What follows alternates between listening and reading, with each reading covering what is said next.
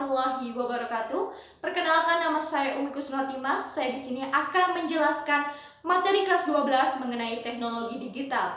Materi yang saya jelaskan yang pertama yaitu transmisi data, yang kedua bilangan biner, yang ketiga yaitu cara kerja telepon seluler, yang keempat yaitu perkembangan generasi telepon seluler. Baik, mungkin teman-teman semuanya sudah tidak asing lagi dengan kata teknologi digital. Kita sering sekali dalam kehidupan sehari-hari berhubungan dengan teknologi digital. Misalnya teman-teman mengerjakan tugas kuliah yaitu menggunakan laptop, komputer, handphone untuk mengerjakan tugas-tugas kita.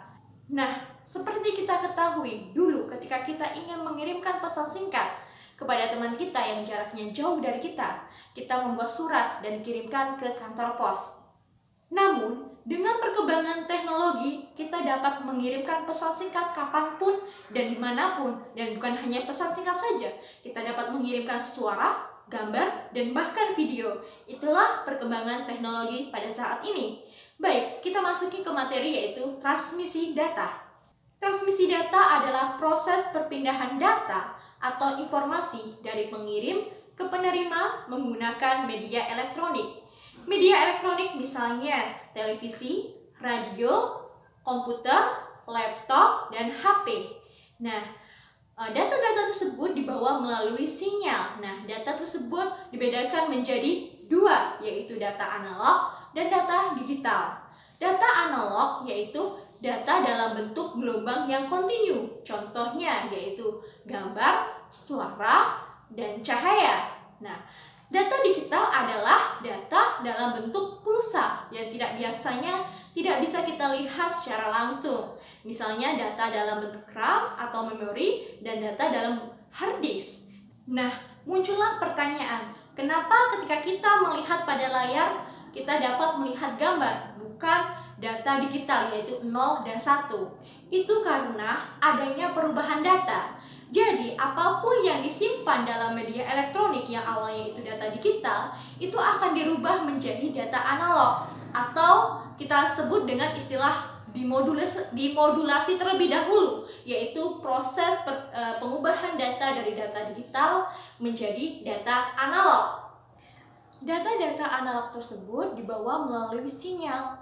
Sinyal di sini dibedakan menjadi dua, yaitu sinyal analog dan sinyal digital. Sinyal analog adalah sinyal yang mentransmisikan data analog, yaitu berupa suara dan gambar, dalam bentuk gelombang yang kontinu. Ada dua karakteristik isyarat analog yang terpenting dalam isyarat analog, yaitu amplitudo dan frekuensi. Nah, isyarat analog ini berbentuk gelombang sinus. Gelombang sinus seperti ini. Nah, gelombang sinus ini memiliki tiga variabel dasar, yaitu amplitudo, frekuensi, dan fase. Amplitudo yaitu tinggi rendahnya tegangan pada sinyal analog. Kalau frekuensi yaitu banyaknya jumlah gelombang dalam satuan waktu. Nah, kalau fase yaitu besarnya sudut analog pada setiap saat. Nah, selanjutnya yaitu data digital. Data digital. Selanjutnya yaitu sinyal digital. Sinyal digital yaitu sinyal dalam bentuk pulsa yang memiliki besaran atau keadaan 0 dan 1. Nah, jadi dengan keadaan 0 dan 1 ini tidak mudah terpengaruhi oleh drop atau noise. Nah, sinyal digital itu kan berbentuk 0 dan 1, yaitu atau kita terjemahkan misalnya yaitu on dan off. Nah, kalau sinyal analog itu kan sinyal yang dalam bentuk gelombang sinus, yaitu berarti datanya yaitu disalurkan secara kontinu. Berarti kalau digital yaitu secara pasti. Iya, kalau misalnya 1 itu on, kalau 0 itu off, ya dan tidak. Nah, kalau misalnya gelombang analog itu berarti kan dia kontinu. Berarti kalau berarti datanya itu disalurkan berarti ada 0,1, 0,2, 0,3 dan sampai 1. Nah, kalau misalnya turun berarti min 0,1, min 0,2. Nah, gitu. Jadi misalnya seperti ini. Pada TV ya, pada TV sekarang udah banyak yang yang berubah, ya mengalihkan dari TV yang awalnya konvensional menjadi TV digital. Mungkin teman-teman semuanya bisa membedakan bagaimana TV ada nangkap sinyal menggunakan dengan digital dengan konvensional. Kalau biasanya kalau yang konvensional yaitu kan suaranya tuh kan masih banyak. Kalau misalnya itu ada suaranya meresek atau gimana ya, suaranya kurang jelas, terus gambarnya itu kan kayak tersendat-sendat, terus gambarnya tuh berbayang-bayang dan kurang jelas gitu kan ya. Nah, tapi kalau yang menggunakan sinyal digital itu gambarnya seperti kalau sudah mempunyai TV-nya itu gambarnya itu berarti kalau bagus ya jelek gitu kan. Berarti kalau on ya bagus, kalau off ya berarti emang nggak bisa gitu. Berarti perbedaannya di itu berarti kan. Nah, untuk memahami lebih lanjut kita akan mengenal bilangan dalam transmisi data ini, yaitu bilangan yang digunakan dalam media elektronik atau dunia digital. Nah, selanjutnya kita bahas mengenai sistem bilangan. Bilangan yang paling sesuai untuk perangkat digital yaitu bilangan biner. Nah, namun sebelumnya kita bahas dulu yang sering kita gunakan yang dalam kehidupan kita, yaitu bilangan desimal.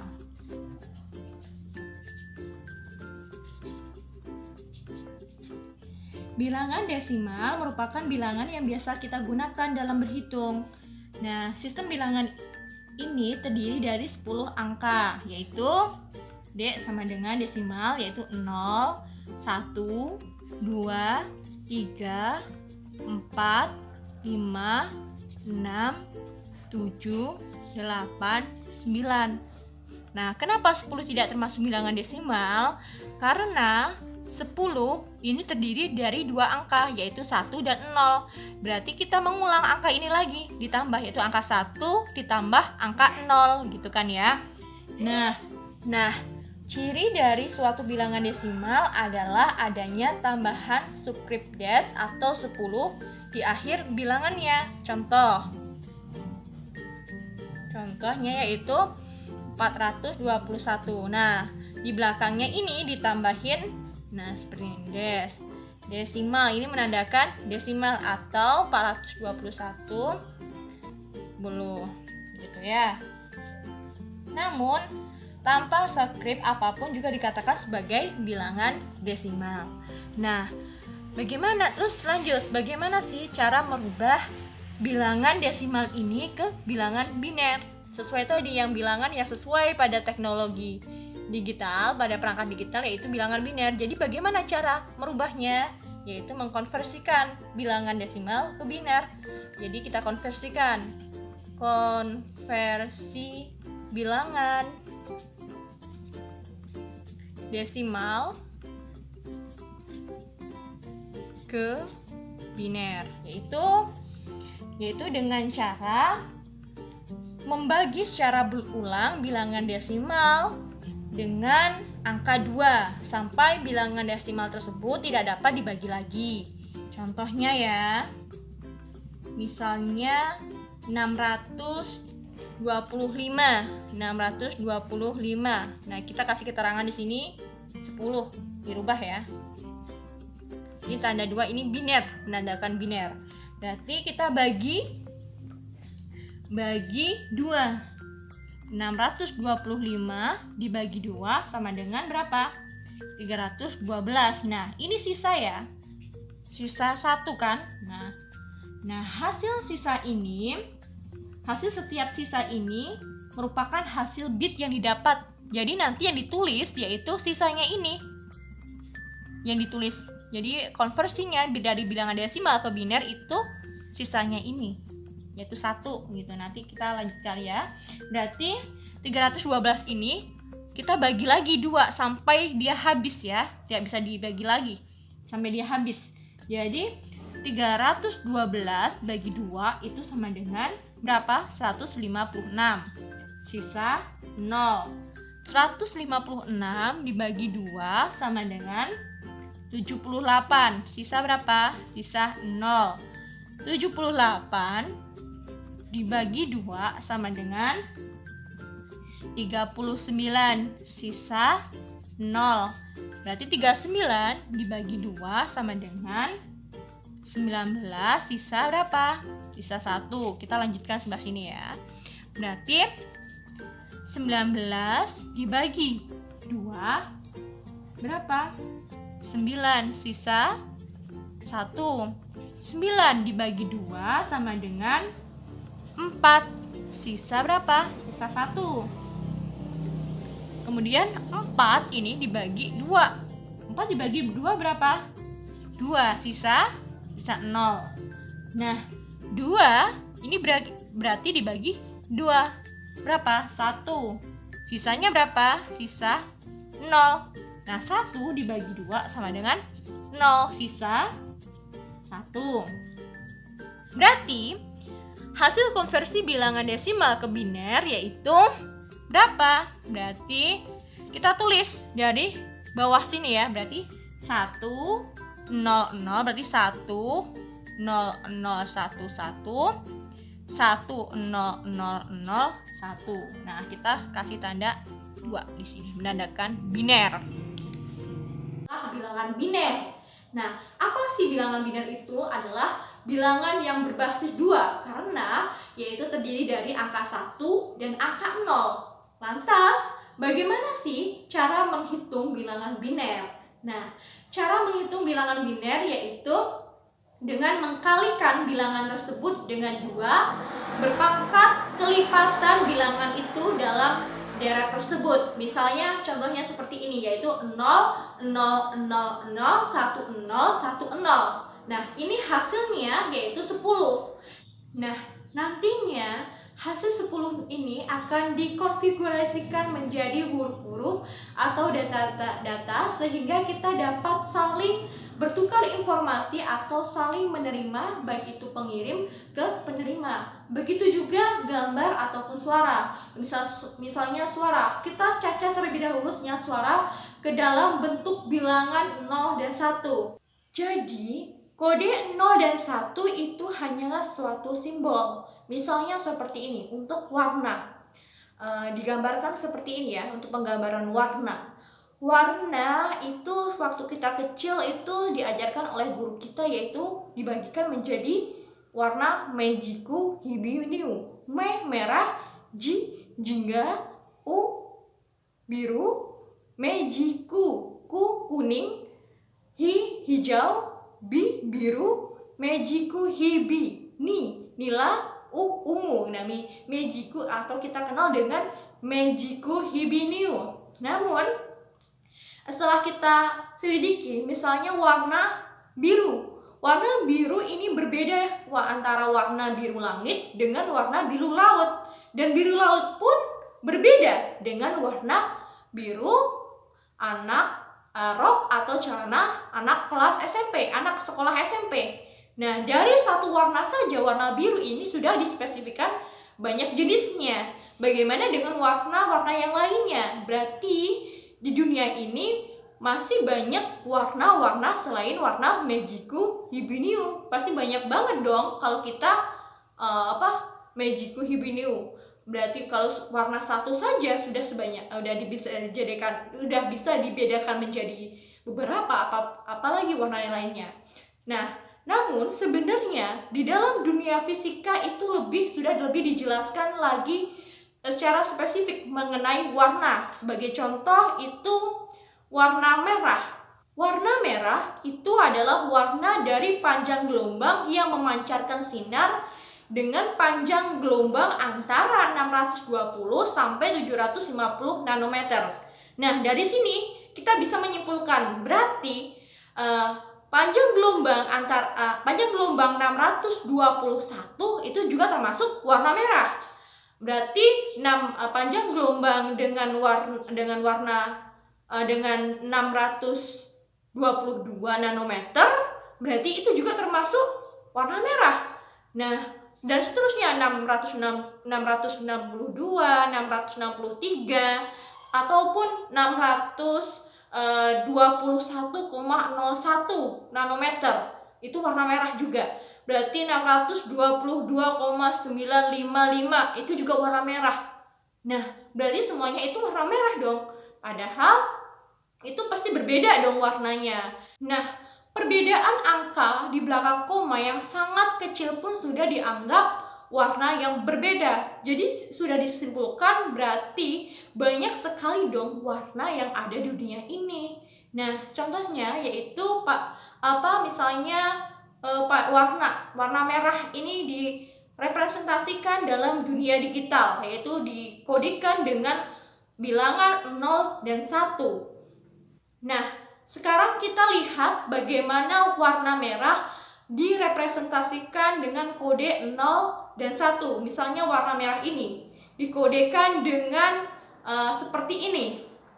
Nah, warna merah ini dikodekan dengan segini. Nah, kemudian kode ini dirubah sedikit ya. Misalnya seperti ini dirubah. Secara gambar warna merah di atas, misalnya warna merah ini 1, ini warna merah 2, ini warnanya dilihat itu sama ya, tapi secara kita perhatikan warnanya berbeda ya. Nah, kalau kita perhatikan kodenya ini juga berbeda ya kan. Kemudian coba kita rubah lagi warna merah pertama, warna merah kedua, dan kita rubah lagi. Nah, ini warnanya kita bisa lihat warnanya lebih pekat, lebih hitam ya, merahnya lebih pekat gitu kan merahnya. Nah, ini secara gambar warnanya sudah berbeda. Nah, secara kodenya pun berbeda ya kan. Nah, kita lanjut materinya, yaitu bagaimana sih cara kerja telepon seluler. Nah, misalnya ketika kita menelepon teman, ketika kita berbicara di telepon, suara kita diambil oleh mikrofon. Nah, mikrofon di sini merubah suara kita menjadi sinyal digital. Yang awalnya suara kita yaitu sinyal analog menjadi sinyal digital dengan bantuan sensor MEMS dan IC. Nah, sinyal digital ini berisi suara kita dalam bentuk 0S dan 1S. Kemudian, antena yang ada dalam telepon ini menerima sinyal 0S dan 1S dan mentransmisikannya dalam bentuk gelombang elektromagnetik. Gelombang elektromagnetik ini mentransmisikan 0S dan 1S dengan mengubah karakteristik gelombang seperti amplitudo, frekuensi, fase, atau kombinasi keduanya, misalnya dalam hal frekuensi 0 dan 1 ditransmisikan dengan menggunakan masing-masing frekuensi rendah dan tinggi. Nah, karena gelombang elektromagnetik ini tidak mampu menempuh perjalanan jarak jauh dan karena gelombang akan kehilangan kekuatan karena kehadiran benda-benda peralatan listrik dan beberapa faktor lingkungan lainnya seperti perpohonan, bangunan-bangunan lainnya. Dan gelombang elektromagnetik ini pun tidak akan berlangsung selamanya karena struktur bumi seperti kita ketahui yaitu melengkung. Nah, untuk mengatasi masalah ini dibutuhkanlah menara sel, yaitu menggunakan konsep teknologi seluler. Nah, gelombang elektromagnetik yang dihasilkan oleh telepon seluler itu diambil oleh menara di dalam sel dan merubahnya menjadi pulse cahaya frekuensi tinggi. Kemudian dibawa ke base transceiver box yang terletak di dasar menara untuk memproses lebih lanjut. Nah, setelah diproses, sinyal suara itu diarahkan di menara tujuan. Setelah menara tujuan ini menerima pulse, kemudian dipancarkanlah keluar dalam bentuk gelombang elektromagnetik. Kemudian, ponsel teman kita menerima sinyal. Nah, sinyal ini mengalami proses terbalik dan teman kita menerima suara kita. Baik, selanjutnya yaitu proses transmisi data dengan cara kerja internet nirkabel. Proses transmisi data diawali dengan adanya jaringan internet atau koneksi internet. Koneksi internet ini akan memancarkan gelombang sinyal radio ke segala arah. Nah, koneksi internet ini bisa didapatkan dari kantor pusat internet.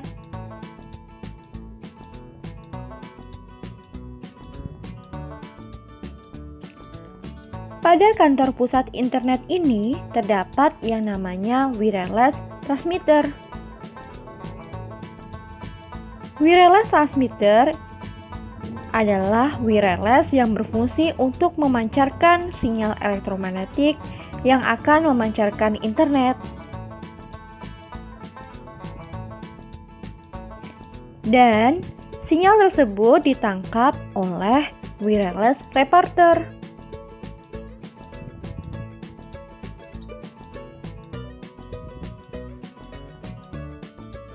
Wireless repeater ini sekaligus menerima dan mengirimkan sinyal tersebut, sehingga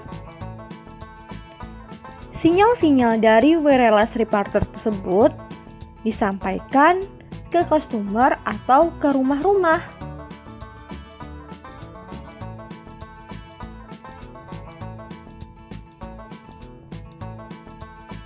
Nah, inilah yang membuat internet ataupun alat digital di rumah kita bisa terhubung dengan internet.